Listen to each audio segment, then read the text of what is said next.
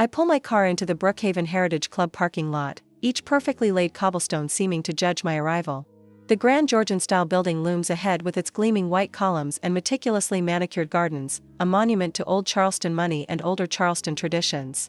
My stomach tightens as I smooth down my light gray jeans. They're designer, but still jeans. The navy blazer I've paired with them is tailored and classic, my loafers Italian leather. I've dressed carefully, knowing what awaits me on that sunny terrace. Still, a voice whispers that it won't be enough. It never is. I spot them before they see me, my father Victor, ramrod straight in his linen suit, my mother Lydia, pearls gleaming at her throat, my sister Celeste, looking like she stepped from a country club catalog. Their faces are arranged in pleasant expressions for anyone watching, but I recognize the familiar tension in their postures. A doorman nods respectfully as I enter. "Good morning, Miss Diaz." The click of my loafers against marble echoes through the grand foyer. Crystal chandeliers cast prism-like patterns across oak-paneled walls. My parents requested this meeting. Sunday brunch at Brookhaven, where they've been members for 30 years to catch up. Their words, not mine. Father sees me first. His slight frown deepens, eyes narrowing as they travel from my face to my shoes. Mother's lips purse like she's tasted something sour. Celeste merely smirks, already savoring what's coming. "Opal," father says as I reach their table. His voice carries across the terrace. "Did you forget this is a respectable establishment?" I freeze mid-step. Around us, conversations pause. Silverware stills against fine china. "I'm not sure what you mean," I say, keeping my voice level. Mother sighs dramatically. "Really, Opal? Look at yourself. Jeans? Here? I told you we were meeting at Brookhaven. They're Armani, mother. They're denim," she snaps. Everyone else managed to dress appropriately. Celeste chimes in. "You look like staff, for heaven's sake. Did you come straight from cleaning your apartment?" Heads turn.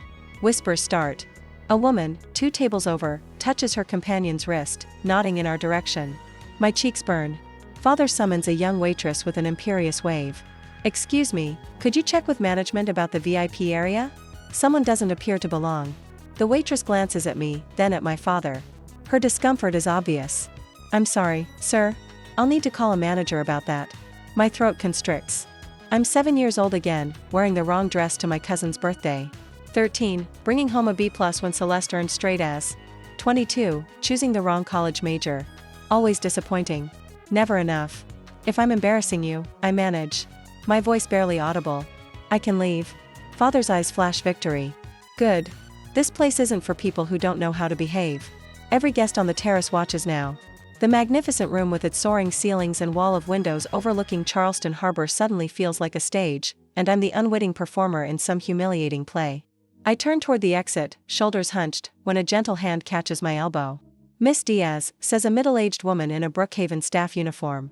Her name tag reads, Mrs. Henderson. Just a moment. I recognize her immediately, the hostess whose husband needed expensive medication last winter when their insurance denied coverage. I'd intervened quietly, made some calls, covered what they couldn't afford. She steps closer, speaking softly. "You once helped me pay for my husband's medicine when the insurance denied it. You never mentioned it again, just did what was right." Her gray eyes hold mine. "Don't let them shame you. Some of us see everything that happens here." Something shifts inside me, the tectonic plates of my soul realigning. My spine straightens inch by inch. "Thank you, Mrs. Henderson," I whisper. She nods once, steps back. I turn toward my family again. Their expectant faces, so certain of my retreat, tell a story I've known my whole life. The story of Opal Diaz, the disappointment, the one who never quite measures up. But maybe that's not the only story. I walk back to their table, pull out the empty chair, and take my seat. "I believe I'll stay for brunch after all," I say, reaching for a napkin and placing it on my lap with deliberate care. "I'm rather hungry." Mother's eyes widen, Celeste's jaw drops slightly, and father, for perhaps the first time in my memory, appears momentarily at a loss for words. I lift the menu and examine it with newfound interest. Today may have started as their ambush, but something tells me it won't end that way. I watch father's face change from quiet disapproval to something darker as I sit at the table. His fingers drum against the white tablecloth in a familiar rhythm, the same beat he tapped out when reviewing my disappointing report cards years ago. "This is absolutely unacceptable," he says, voice low but carrying across the terrace. "Jeans at Brookhaven. I've been a member for 30 years and never have I witnessed such disregard for standards." Mother dabs her lips with a crisp linen napkin. "Victor, perhaps we should speak with management. This reflects poorly on all of us." "I agree," Celeste adds, smoothing her peach-colored dress. The dress code exists for a reason. Father stands abruptly, scanning the terrace for staff. His 6'2" frame commands immediate attention, a skill he mastered during his decades presiding over boardrooms. He spots a young woman in a Brookhaven uniform and raises his hand imperiously. "Excuse me," he calls. "We need to speak with management immediately." The floor manager approaches our table. Kendra Holt. I recognize her from the personnel files. Mid-40s, competent, discreet. Her expression reveals nothing as she addresses my father. "Good morning, sir. How may I assist you?" 1. Father gestures toward me without making eye contact. "This girl shouldn't be here. Call the owner immediately." Celeste smirks, crossing her arms. Someone's about to be escorted out. My throat tightens. The familiar weight of their disapproval presses against my chest.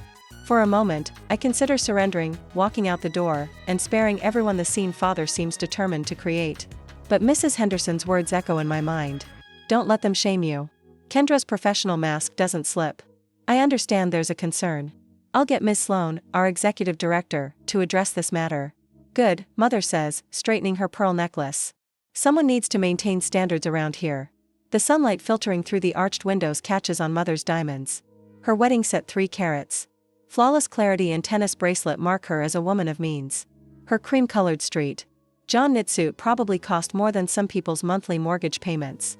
Everything about Lydia Diaz announces her status. While we wait, Father launches into familiar territory. "This is exactly the problem with your generation, Opal. No respect for institutions or traditions." I remain silent, taking a slow sip of water. "Your sister understands propriety. She married appropriately, dresses appropriately, behaves appropriately." Celeste preens under his praise. "Jackson and I are still waiting to hear if our membership application will be approved. Perhaps if certain family members didn't create scenes, the process would move faster." Mother pats Celeste's hand. "The committee will recognize your suitability, darling." I catalog each barb, each subtle dig. The familiar family dance continues around me. Victor, the patriarch. Obsessed with appearances and status. Lydia, the enabler. Social climber more concerned with perception than family bonds. Celeste, the golden child who married correctly to a corporate attorney and never strays from the approved path. Their shared belief. Opal is the family disappointment. I spot Nora Sloan approaching our table. She moves with practiced grace, her tailored burgundy suit conveying authority without ostentation. Behind her follows Maggie Adams, her assistant, carrying a leather portfolio. Mrs. Henderson watches discreetly from the service station, her presence oddly reassuring. "Good morning." Nora addresses the table, her voice measured. "I'm Nora Sloan, Executive Director of Brookhaven. I understand there's a situation. The owner is actually on site today." Father stands taller, buttoning his jacket. "Then get the owner. We'll see what they think about the dress code." Nora's expression remains neutral. "I've already spoken with the owner." "And?" Father demands. A beat of silence follows. Nora turns to look directly at me, something like respect in her eyes. "Miss Diaz is the legal owner of Brookhaven." The words land like thunder in still air. Silverware clatters against china as Mother drops her fork.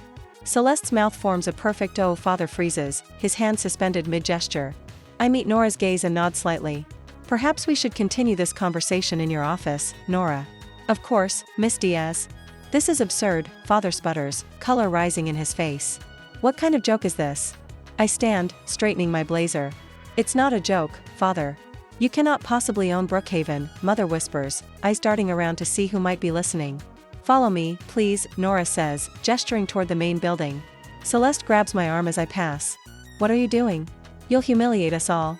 "No," I say quietly, removing her hand. "That was your specialty today."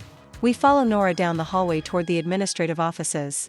The familiar portraits of founding members line the corridor. Old Charleston money looking down with painted disapproval at our procession.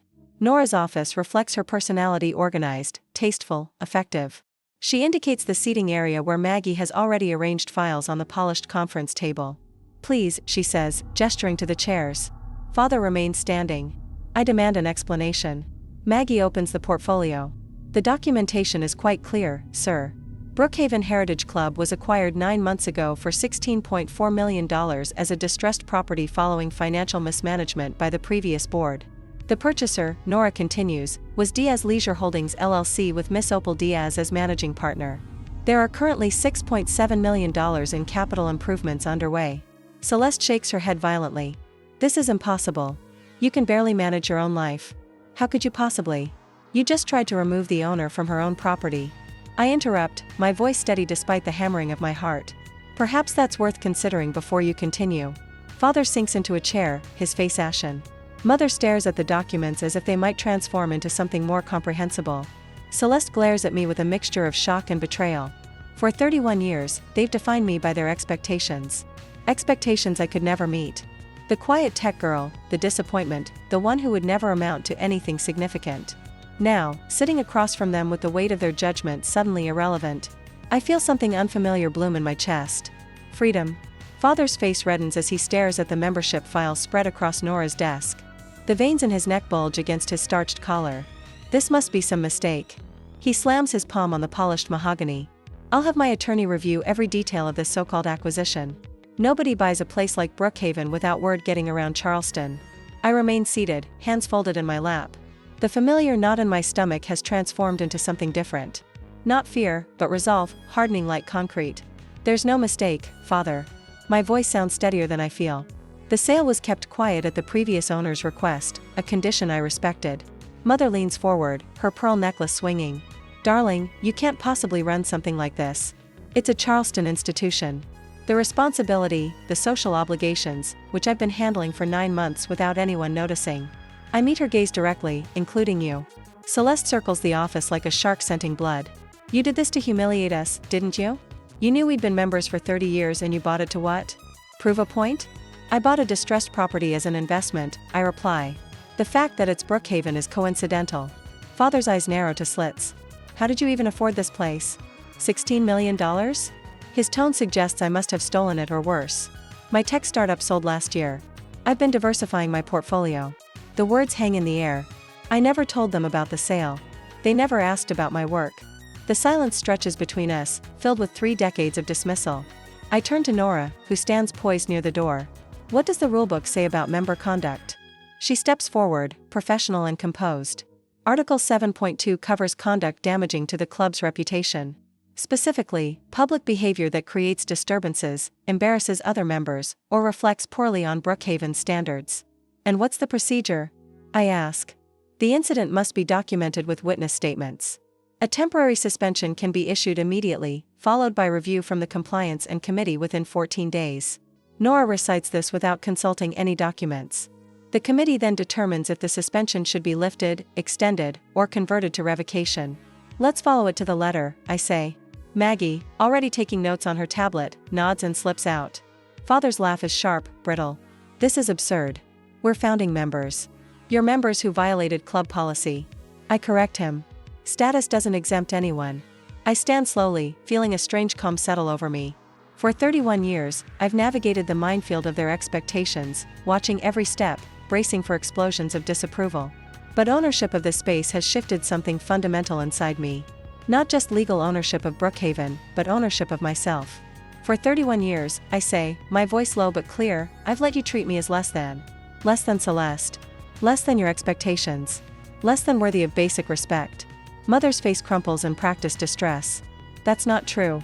We only wanted what was best. Today you tried to have me removed from my own property. I cut her off. Something I've never done before. Not because I violated any rule, but because I didn't meet your standards of appearance.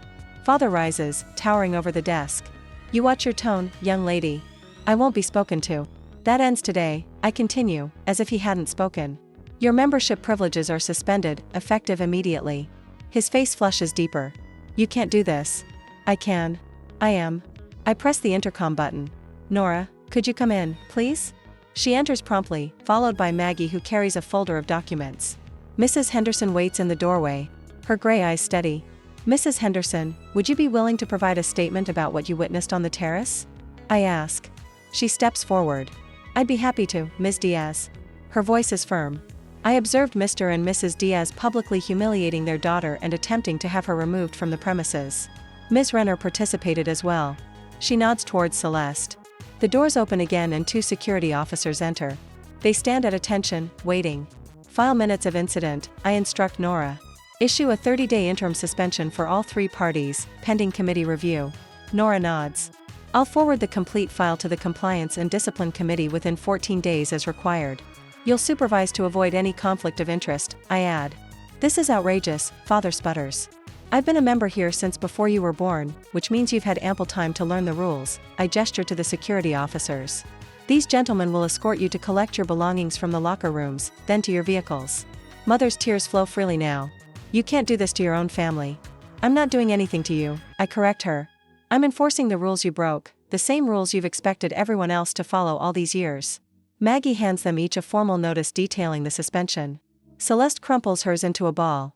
You're making a terrible mistake, she hisses. No, I shake my head. For once, I'm not. The security officers step forward, polite but firm. If you'll come with us, please. Father looks as if he might refuse, but after a moment's consideration, he buttons his jacket with trembling fingers. As they reach the door, I speak one last time. No one deserves disrespect just because they're not wearing designer clothes, or because they don't fit someone else's idea of belonging. That applies to everyone who enters Brookhaven, member or staff. After they're gone, I sink back into my chair. The office falls silent except for the ticking of an antique clock. Through the window, I watch them cross the parking lot, Mother leaning on Father's arm, Celeste stomping ahead. 31 years of criticism, dismissal, and conditional love, all embodied in those three figures growing smaller in the distance. Mrs. Henderson returns with a cup of coffee and places it before me. Well done, Miss Diaz. I wrap my hands around the warm porcelain. Thank you. Not just for that. She gestures toward the door. For what you did for my husband last winter, you never mentioned it, never asked for anything in return. I shrug. It was the right thing to do. She nods, understanding what I don't say. Some acts of kindness need no audience or recognition. My family never understood that.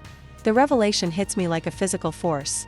I've spent my whole life seeking their approval, chasing validation they were incapable of giving. The startup I built, the millions I earned, buying this club. None of it stemmed from pure ambition but from a desperate need to prove myself worthy of love that should have been unconditional. But I never needed it. Not their approval. Not their validation. Not their version of love with all its conditions and sharp edges. I take a sip of coffee, feeling the warmth spread through my chest. Outside, their car pulls away from Brookhaven, leaving 3 empty parking spaces. And for the first time since arriving this morning, I breathe freely. 2 days later, my phone vibrated for the 11th time tonight. I leave it face down on the nightstand, the blue notification light pulsing like a tiny, angry heartbeat in my darkened bedroom. The digital clock reads 11:42 p.m. The screen illuminates with Celeste's name. Again, I know exactly what she's saying without looking. The same message, just repackaged with increasing desperation. I finally reach over, my curiosity getting the better of me. The text glows harsh in the darkness. You can't do this. Think about what people will say. People. Always people. The nebulous jury of Charleston society that has sentenced me to a lifetime of inadequacy. I scroll through the barrage that preceded it. 3 missed calls from Mother. 2 from Father. 7 texts from Celeste. 1 particularly blistering email from Father with legal notice in the subject line. Mother's voicemail plays next, her voice pitched high with practiced distress. Your father's blood pressure is through the roof. Is that what you wanted? To put him in hospital? Call me back immediately. My thumb hovers over the screen. For a moment, that familiar knot forms in my stomach. The Pavlovian response to family disapproval cultivated over 3 decades. Instead, I power off the phone completely. The screen goes black. The room falls silent. For the first time in years, I sleep without interruption. For the first time in years, I sleep without interruption. Morning sunlight streams through my bedroom windows when Amara Ramirez, my attorney, arrives at my downtown apartment. Her charcoal suit and no-nonsense demeanor match the stack of documents she places on my kitchen counter. Coffee? I ask, already pouring her a cup. Black? Thank you. She accepts the mug and opens her portfolio. I've reviewed everything. Your actions fully comply with both the Brookhaven bylaws and South Carolina law. I exhale slowly, not realizing I'd been holding my breath. They have no standing to sue. She continues, sliding a document toward me. The suspension follows proper procedure to the letter. The committee will make their final determination independently. My father has influential friends, I say, the words carrying decades of witnessed power plays. Amara's expression remains impassive. Friends don't override bylaws or surveillance footage. My recommendation is to document everything but make no public comments whatsoever. I nod, stirring my coffee. Archive everything. This isn't about public humiliation. No. One eyebrow arches slightly. It's about consequences, I clarify, something my family has managed to avoid their entire lives. Nora calls me later that afternoon. Your father's been busy, she says without preamble. He's contacted 3 board members directly. And? and discovered most don't know him personally. There's a hint of satisfaction in her voice. 2 asked why a suspended member was contacting them about an active disciplinary matter. I press my hand against the cool glass of my office window, looking out over Charleston Harbor. Has he threatened anyone? Not directly. But Maggie overheard him in the parking lot yesterday, speaking rather loudly on his phone about incompetent management and family connections in Colombia. A text from Celeste appears on my laptop screen through the synced messaging app. Marshall refuses to get involved. Says you went too far this time. Hope you're happy. Marshall, Celeste's corporate attorney husband, the family's backup legal strategy, apparently. Has my mother reached out to anyone? I ask. Her usual lunch group canceled yesterday. The Harrington Wilson Charity Committee meeting was mysteriously rescheduled. Nora's voice remains neutral, but I detect the unspoken message. Lydia Diaz's social circle has suddenly developed scheduling conflicts. And father's attorney? Called this morning requesting the surveillance footage. When informed, it had already been secured as evidence. He advised against further discussion. His exact words were, "The evidence is clear." I hang up and wander through my apartment, stopping at the small balcony overlooking the historic district. Buildings from the 1700s stand shoulder to shoulder with modern structures, the old and new coexisting despite their differences. The next morning, I arrive at Brookhaven earlier than usual. Staff members nod respectfully as I pass. Not the fearful deference they showed my father, but something genuine. Mrs. Henderson joins me on the terrace, now serving breakfast to early risers. The staff lounge is buzzing with what happened, she says, refilling my water glass. Good, buzz, or bad? Good, very good. She glances around before continuing. For years, your family treated people like furniture. The way your father spoke to Rosa in housekeeping last month, she shakes her head. Now everyone knows dignity matters here. Does it bother anyone that I suspended my own family? Mrs. Henderson straightens. Quite the opposite. It shows no one's above the rules, even the owner's family. Members notice too. Several stop by my table, introducing themselves properly for the first time. One elderly gentleman clasps my hand and simply says, "About time someone remembered what this place was founded for. Community, not cruelty." 2 weeks pass. The Compliance and Discipline Committee completes their investigation with methodical precision. Witness statements.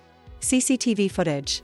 Documentation of previous incidents involving my family that staff had never formally reported, fearing repercussions.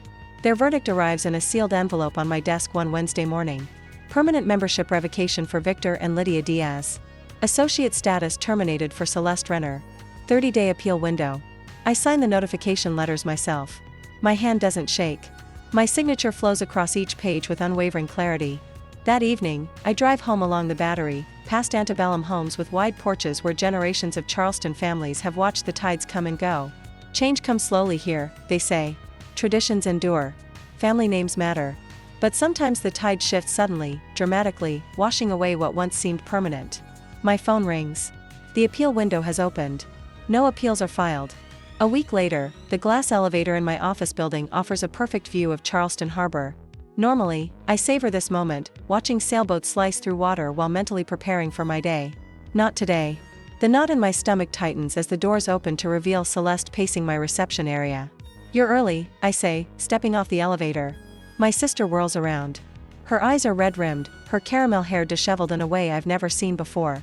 Celeste, without perfect hair, is like seeing a cardinal in winter, startling and out of place. This couldn't wait. Her voice cracks. "You have to stop this, Opal." Face beacon care. My assistant Danny glances up with concern. I nod toward my office. "Let's talk privately." Celeste follows me, collapsing into a leather chair as soon as my door clicks shut. The polished glass and chrome of my workspace seems to amplify her disarray. Mom hasn't left the house in weeks. She blurts, tears spilling onto her cheeks. Dad is devastated. His blood pressure is so high the doctor added another medication yesterday.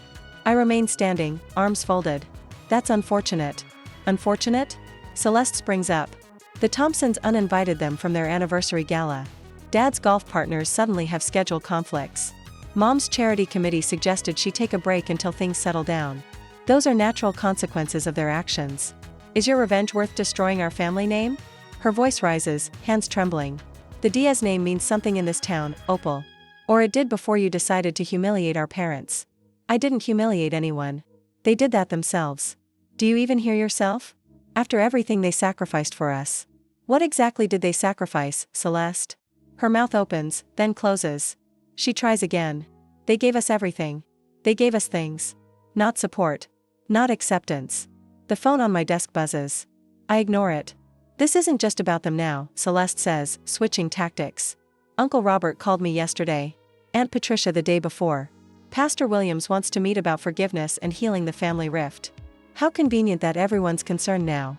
Because they care about this family, Richard Holbrook offered to mediate. Dad's golf buddy? The same man who laughed when Dad called my tech company playing with computers? I shake my head. The family peace committee is a little late. My phone buzzes again. Celeste glances at it, then back at me. You've made your point, she says softly. You've shown everyone you have power now. Isn't that enough? Her words strike deeper than she knows. Is that what I'm doing? Wielding power just because I can? The thought leaves me cold. I need to take this call. I say, reaching for the phone. We can talk later. Celeste grabs her purse.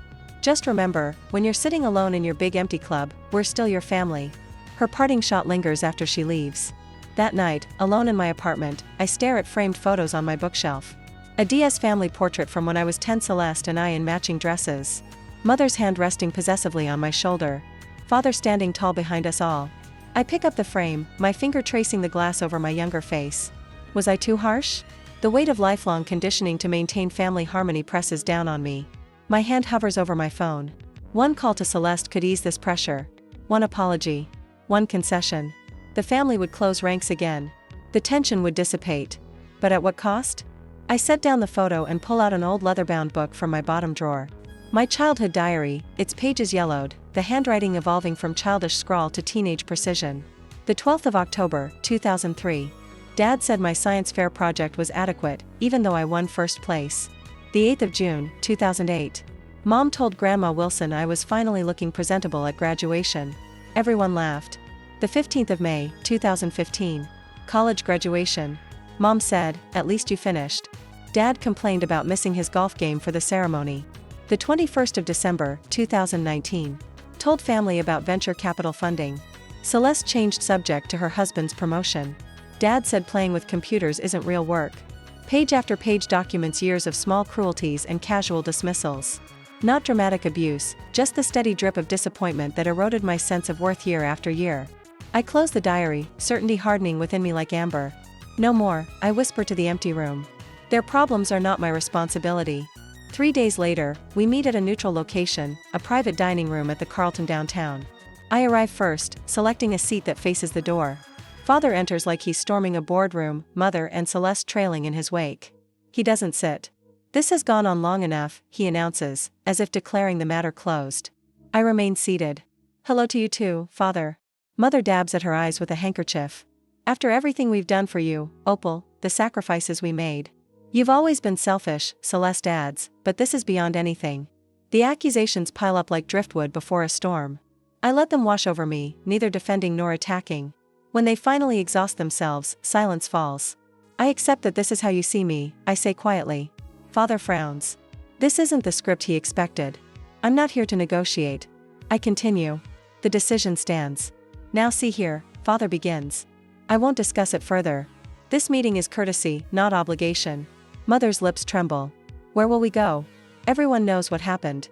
You're free to join other clubs. Charleston has many. You can't just cut us off. Celeste protests. Our relationship moving forward is entirely up to you. I meet each of their eyes in turn, but it will be based on mutual respect or it won't exist at all. I stand, smoothing my skirt. Father's face flushes crimson. Mother's tears flow freely now. Celeste stares at me like I've grown a second head. You're making a mistake, Father warns. No, I say with quiet certainty. I'm correcting one that's gone on far too long. I walk out without looking back. My steps light despite the weight of their stares. For the first time in my life, I'm not running for my family's disapproval. I'm walking toward something better. 6 months have transformed Brookhaven. The terrace blooms with fresh arrangements as I weave between tables at our annual charity gala. No longer an outsider but the woman who revitalized this institution. Mississippi Diaz. The silent auction numbers are impressive, Nora whispers, tablet in hand. We've already doubled last year's total. I nod, grateful for her efficiency. The renovation budget paid off. The grand ballroom gleams under new chandeliers, walls freshly painted in warm creams rather than the previous sterile white. Staff move with purpose. Their uniforms redesigned for comfort without sacrificing elegance. Membership applications. Increased 18% last quarter, Noir adds, and staff turnover dropped to almost zero. Numbers tell stories others might miss. When I purchased Brookhaven, employee morale languished near rock bottom. Now, genuine smiles replace forced politeness. I pause at the terrace doorway, the exact spot where, half a year ago, my family tried to have me removed. Today, members greet me with genuine warmth rather than cold assessment. Mississippi Diaz. Beautiful evening. Mr. Patterson. A retired judge lifts his glass. Best gala in 20 years. The compliment lands without qualification, no implied criticism lurking beneath the surface. Mrs. Henderson approaches, her new title of hospitality director displayed on a discreet badge. 6 months ago, she was a hostess whose kindness provided my turning point. The kitchen staff wanted you to know they appreciate the new equipment, she says. Makes a world of difference. They deserve tools that work. She studies me, eyes crinkling. You've changed this place. People feel valued now. Her words warm something deep inside me. That was the goal. We both know what remains unspoken. Victor. And Lydia joined Palmetto Oaks Country Club across town last month. Celeste texts occasionally tentative messages about weather or asking if I received a holiday card. The raw wounds have begun to heal, though the scars remain. I excuse myself and climb the stairs to the balcony overlooking Charleston Harbor. The sunset paints the water copper and gold. Below, laughter rises from guests mingling on the lawn. For 31 years, I chased approval that should have been freely given. I measured my worth against impossible standards, believing the lie that boundaries equal selfishness. Now I understand. Respect isn't demanded or begged. It arrives when you choose what's right, even when that choice costs something. A young server, Jennifer, according to her name tag, refills my water glass. Her hands tremble slightly. Everything all right? I ask. She hesitates. May I ask you something, Miss Diaz? I gesture toward the empty chair beside me. My family. She starts, then swallows. They say I'm throwing my life away going to college. That I should stay and help with my younger siblings instead. The weight in her voice echoes a familiar burden. Your life belongs to you, not to them, I tell her. Their disappointment is their problem to solve, not yours. Her eyes widen. No one ever told me that before. Someone should have. I smile. The scholarship program might interest you. Nora has the details. 2. After she leaves, I sip my water and watch the sunset deepen. Peace settles over me like a comfortable shawl. Mrs. Henderson joins me briefly, gazing out at the harbor. Justice finally came back around. She observes. Justice never left, I reply. People just forgot what it looks like. She nods and returns to her duties. I remain, glass in hand, breathing in the salt air. The sun sinks lower, painting the clouds violet and rose. A different woman stands here. Now, one who finally understands her worth isn't determined by others' opinions. The light fades. I don't.